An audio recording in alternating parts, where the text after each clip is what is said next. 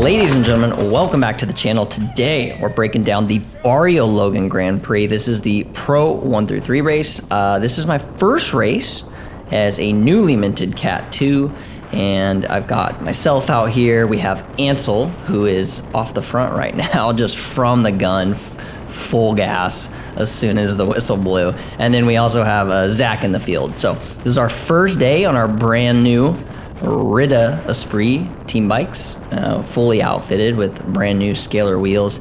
Honestly, these machines are flying, and so we're super stoked on that.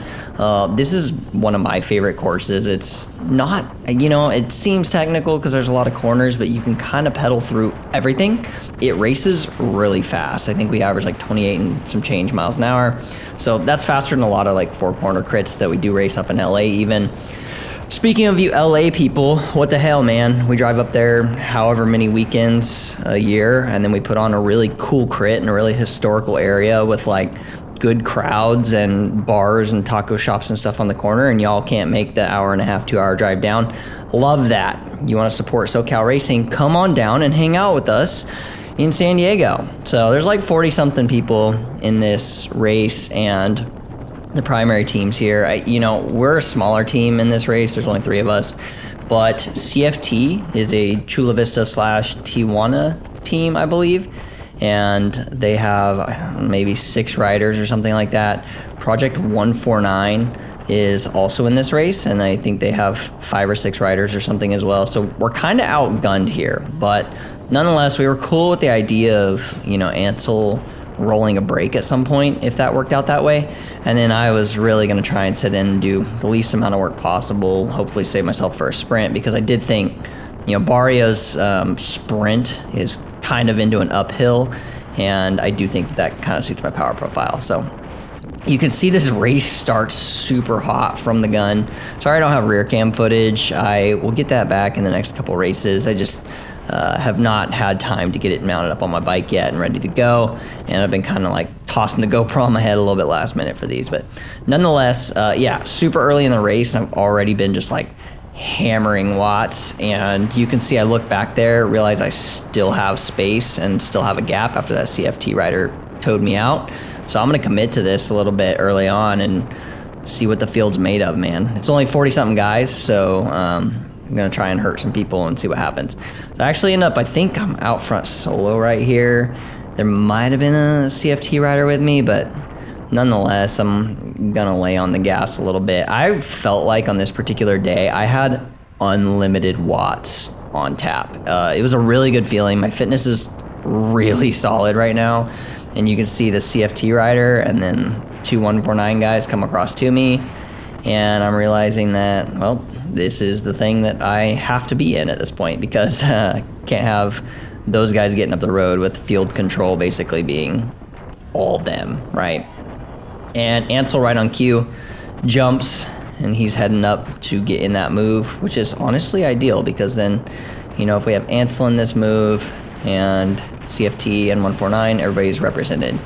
But at the same time that happens, the 149 rider in front of me, instead of just sitting up and letting this go and then everybody's represented, call it good, take a nap, he jumped across to it, which kind of causes a little bit of chaos, and this brake starts to get a little disorganized and explode.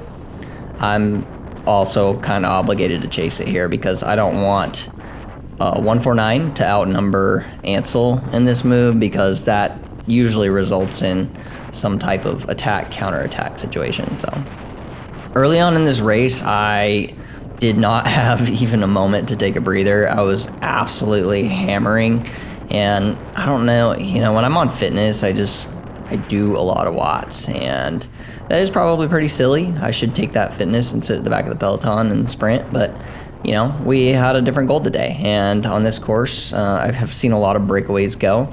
Right there, I realized that I'm caught and Ansel's still in the break. I want somebody else to finish the job for me. I'm not going to do all the work. So a lot of questionable, weird tactics going on this particular day.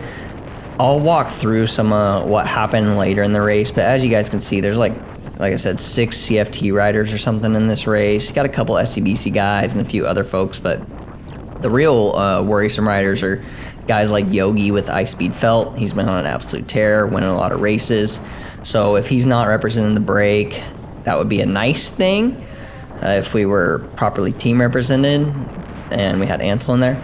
But in the event, you know, somebody gets up the road with Yogi, it's like, well, he's been performing really well. It's kind of tough to allow that to be the break of the day. So nonetheless, it kind of just, the race goes on like this. A lot of attacking, counterattacking early on until something does get a little bit established here, which I will talk through how that happens and then sort of my efforts while that break is up the road. So let's go ahead and jump ahead and we will talk about that stuff.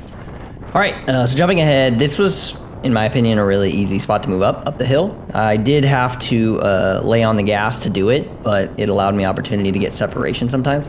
Cameron with Guillotine Cycling is on the front. Yogi, the suspect I was talking about before, right in front of me.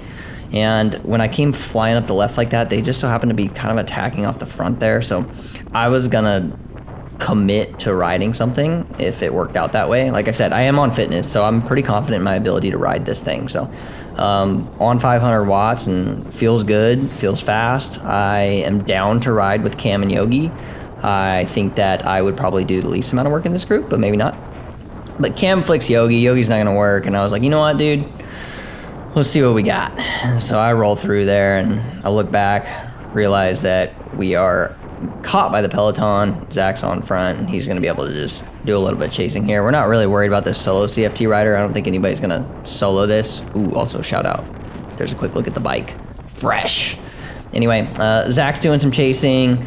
I'll, you know, jump in there if need be. But yeah, Zach is kind of on workhorse duty for the day. So he's gonna do most of that and close this thing down. That solo rider doesn't really go anywhere, but this does kind of set us up for some alternatives here.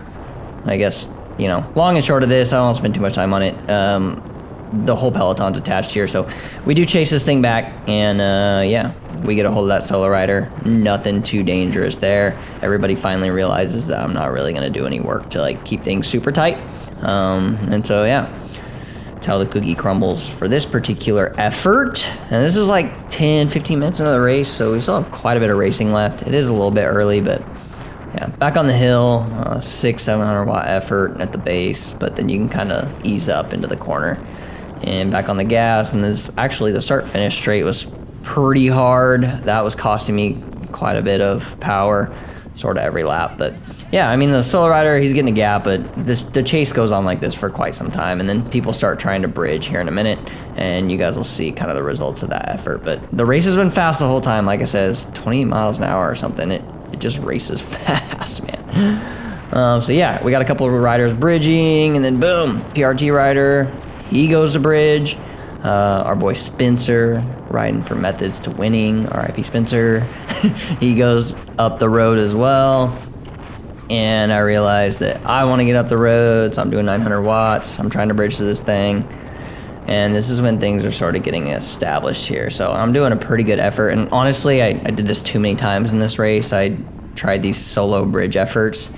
And I'm pretty sure, actually, I think Ansel might be on the back of that move right now. So there's like 4 of them. But when I came through, I had my own gap. So I'm actually out here right now. Like I said, I don't have my rear cam, but I'm out here right now by myself. So we're ramming and jamming, and I'm trying to get across. And, you know, I wish I would have been on Spencer's wheel. It would have been the smart thing to do, because ideally he would have been able to tow me across, but I was not there. So hitting the hill again, this is kind of when I'm thinking in my head, like, all right, I got to just bury myself to get across to this thing right now, because this is my best opportunity. And like I said, we're not here with the whole peloton, at least I didn't think, but I think that might have been actually right when they caught me.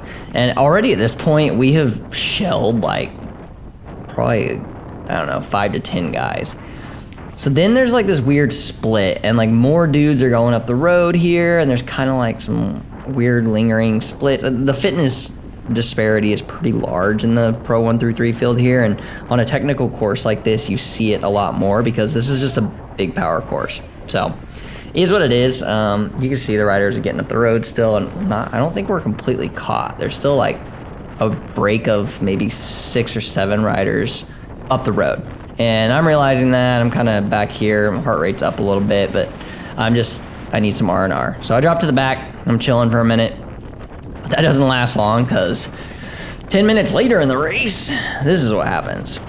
All right, so we're jumping forward here, and the break that you guys saw getting established earlier is now established, but there's a chase group going up the road, and these CFT riders kept racing extremely negative, like the whole race, man. It was getting a little bit frustrating. They had one guy in the break up the road, and now they're trying to bridge, so they're just letting their riders roll away. And there's a bunch of 149 riders in these chase groups, and that's not good for numbers in the break. So this chase group kind of goes up the road, but man, they're just not going fast enough, so I was like, nah, I'm not about it. If anybody's really going to chase with me, I'm going to make them chase with me. So I lay down the power going up the hill, come across that group, and I want to draw out the guys that are committed to doing the thing. Unfortunately, that just leaves me out here solo. So I'm once again in solo bridge mode. Commit my 800 watts there, like up the hill, come through the corner, do another 800 watts, and now I'm just sitting on 400, trying to just take smooth lines and get across to the break that you see up there. And man, I give this effort a go for a couple minutes. The funny thing about this, man, is like it was impossible for us to stack the break. Ansel's in there, by the way. It's impossible for us to stack the break. It was like every time, you know, the CFT riders, 149 riders would go, they would start racing super negatively and chill. As soon as I would jump, it was like everybody in the peloton wanted to chase me. And I was like, dude, like, you know, you're going to let 149 get 3 riders in the break. You're going to let CFT get 3 riders in the break, but, you know, we get 2 in there and y'all are freaking out. Like, I really don't understand it. So the break is pretty saturated at this point. It's pretty big. Zach, thankfully, is able to come through and give me some reprieve and do some chasing there. And honestly, like, I'm not going to chase him. So kind of let this thing go. And what ends up happening is some of these guys get up the road to the break. And the reason I'm chasing guys is because at this point in the race, I thought that there were 2 149 riders in there, and I knew there was 1 CFT rider in there, but that means Ansel is outnumbered. And if Ansel's outnumbered in the break, I just don't want him getting attacked left and right. So I want to stack the break. I want to get either myself in there or Zach in there. So the idea is that, you know, we tow it close enough, one of us sits in, and then the other one bridges. And so we tried doing that a few times, and you can see Spencer's getting up the road here by himself, and I think he actually makes it across, but, you know, Zach did not make it across. So now we're in this position once again where I'm like, all right, I gotta like reset, recover, and then I gotta try and solo bridge again. And that's just getting very hard. And ideally, CFT would have put somebody, like, sent somebody with me and then raced negatively as they were instead of just chasing me out of the peloton, dragging the whole thing up there, but they just weren't doing that. So, you know, team tactics, they're riding it a little bit different than we would. We were racing very positively with only 3 guys.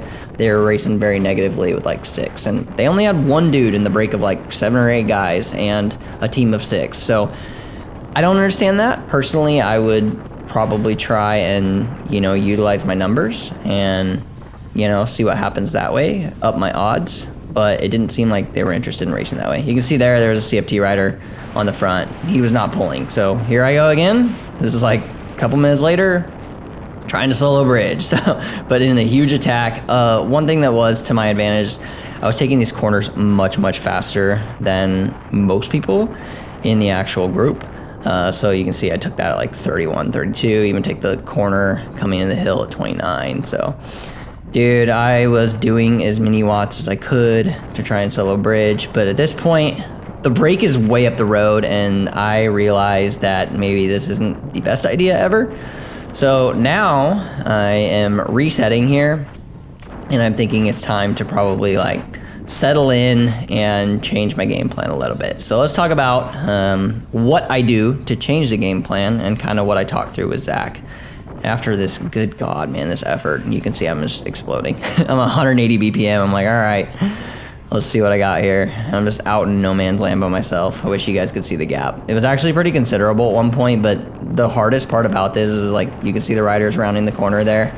I almost got there, needed one straight away, but it just unfortunately was not happening on this day. Even though, like I said, felt like I had the unlimited watts cheat, I did not have unlimited watts. So I get caught after like a couple laps out there by myself. So that sucked.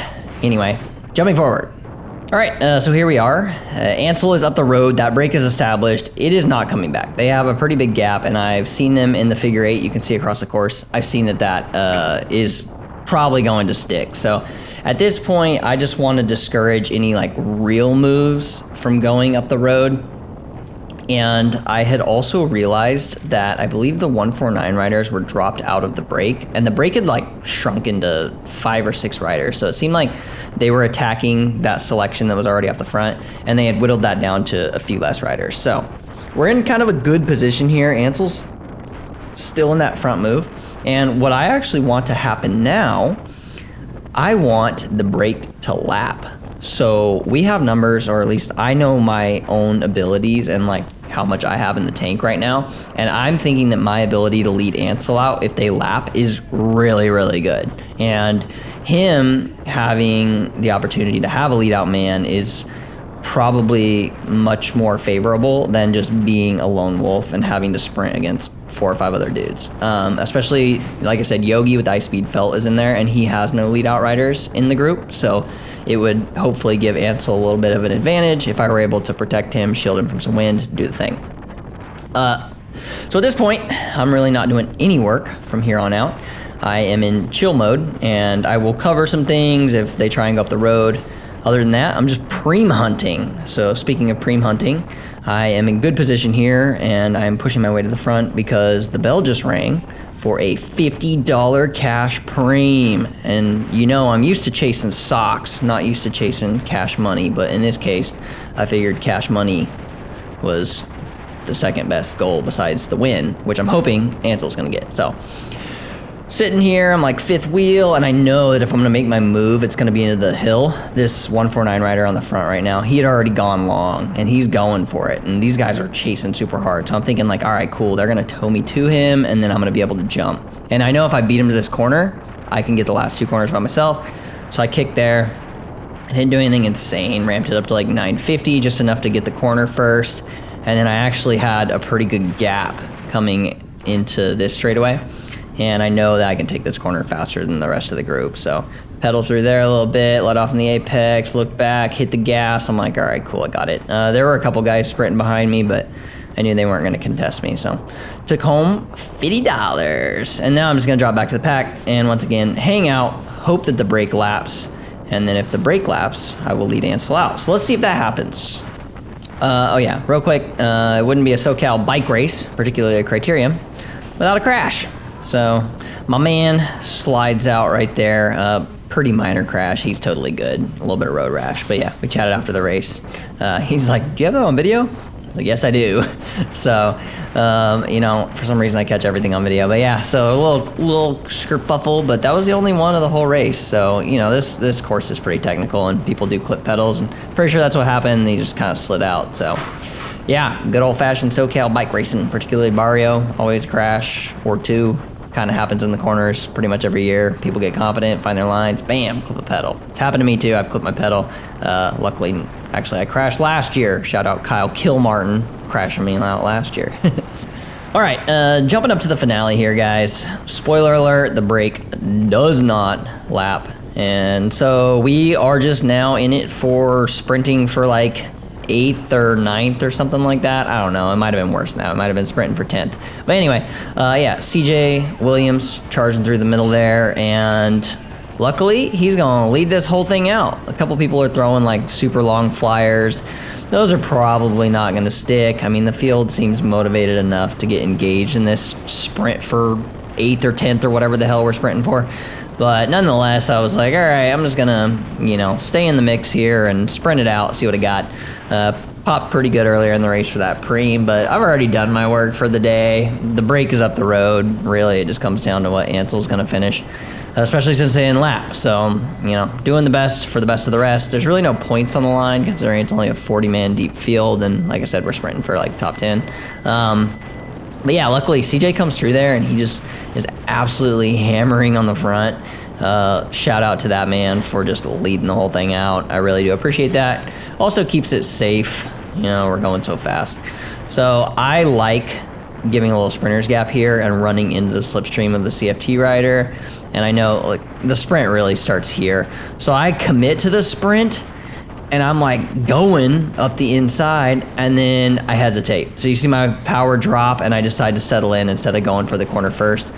Dumb mistake. I know better. I should have hit that corner first. That's how you win this sprint. I did not commit to it, but also sprinting for 10th. I don't know, man. I'm a little less willing to risk everything. So get absolutely waxed by all 1, 2, 3, 4, 5 riders in front of me, I think. I took 14th overall. I think Cam just jumped in front of me there at the last second for 13th. So, you know, 14th out of 32. Unfortunately, Ansel locked up 4th out of the break of, I think, 6. So not the best result on the day, but we're getting better at riding as a team, considering this is our first true, like, you know, Pro 1 through 3 that we've only raced that and not the 2, 3 before and like 6 other races. You know, we're getting there. So yeah, learning experience, did a lot, have plenty of watts on tap. Guys, stay tuned because the Manhattan Beach Grand Prix California State Championships is coming up next. I'll drop that video a little bit later this week. Talk to y'all soon. Catch you later.